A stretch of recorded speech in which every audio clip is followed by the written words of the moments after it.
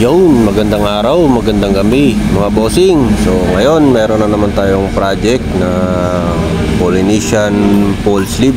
So ngayon magpiprehan tayo ng malala na ito mga bossing. So dahil nga hindi naman to na pwedeng stencil yung Polynesian na malalaki, dahil nga hindi lumalapat yung ibang part. So nag-pollination talaga mga bossing, kailangan talaga i-freehand para makuha mo yung tamang paglapat sa mga parte ng ng kamay o sa parte man ng katawan, lalo na sa pollination. So inuuna ko pala talaga yung mga pinaka-importanting detalye niya, like yung pinaka power line niya, mga linya. Tapos bubuhin ko muna yon, after nun tsaka mo ngayon gagawin yung mga maliliit na detalye. So dito sa part na to guys, inuna ko muna yung mga malalaking linya, kasi yun yung importante, di bali na lang yung sa huli, para kung sakaling hindi man siya matapos, at least buo na yung mga linya yung importante. Pwede nang iwanan, pwede nang tumagal, okay lang yung mga ganyan mga bossing. Maraming salamat nga pala kay bossing na nagtiwala, kahit first time niya pa lang sa ating magpatato. So nagtiwala naman siya at binigay niya yung buong tiwala niya, yung balat niya, pinagkatiwala niya sa atin. Nakita niya naman, nag freehand lang tayo, all the way freehand. So dito guys, nagsimula na akong hindi ko na kinuhanan yung unang part ng pag-lining ko, kasi nga medyo nalobat ng konti yung camera ko. So dito nag-shortcut na ako sa bandang gitna. Yung bandang baba dyan guys, may nalinyahan ko na yan.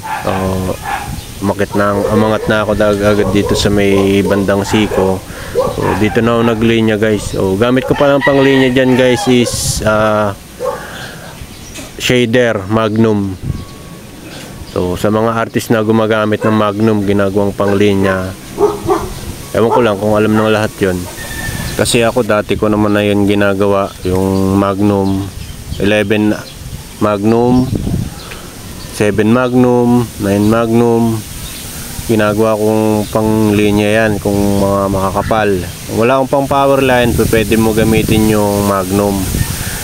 May tricks lang para makuha mo siyang hagod na parang gawa ng RL tsaka RS. Mayroon siyang konting twist. So pinag-aralan ko lang din sa sarili ko, hanggang na may natuklasan din ako sarili kong pag-experiment.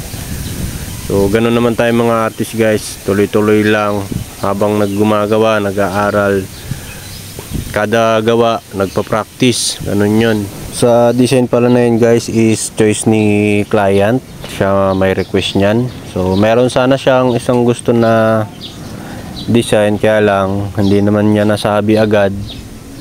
So dahil nga ang gusto niya sana is geometric, so wala naman tayong thermal printer para mabilis sana mag-print, kasi alam niyo naman ang geometric, pag manual mo ng stencil yan, abutin ka ng siyam-siyam o ubusin pa yung maghapon mo, magdamag mo kaka-stencil doon. So pag nag-geometric tayo, kailangan natin ng thermal para mabilis. So sabi ni sir, yan na lang, sa kabila na lang daw yung geometric, sa susunod na session na lang daw. So ayan, nag-proceed kami dito sa tattoo niya. At sa part na nga to guys is unti-unti ko nang nilalagyan yung lower part ng inner na details, yung mga maliliit niya. So unti-unti ko lang siyang nilagay hanggang sa kung ano yung kakayaning oras namin o kakayanan ng pain tolerant niya. Kasi sabi ko sa kanya, sasagarin lang natin kung hanggang saan yung kaya ng pain tolerance mo. Pagka hindi mo na kaya, tigil natin, pahinga, balik tayo susunod na araw. So ayan naman, nagkasundo naman kami. So ayan na nga, hanggang tinapos na lang din namin. Binuo na lang namin yung ilalim, yung lower part sa details. Although meron pa rin mga kulang kasi mga maliliit niyan, hindi ko pa nailalagay. So meron pa yung mga shadow na wala, marami pang kulang dyan. So babalikan natin yan sa susunod na session. So pagagalingin na lang din muna natin, kasi sabi ni client is masakit na. Oo, totoo, napakasakit niyan. Solid nung ganyang tato.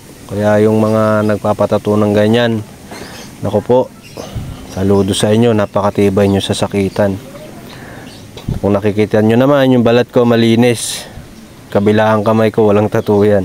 So meron tattoo ako sa binti lang, hindi naman na nadagdagan. Ito lang yung part na to, sabi niya masakit na talaga, so kaya gano'n na lang din ginawa namin. So hanggang dito na nga lang inabot yung aming first session, at nalagyan ko naman ng kaunting details yung lower part.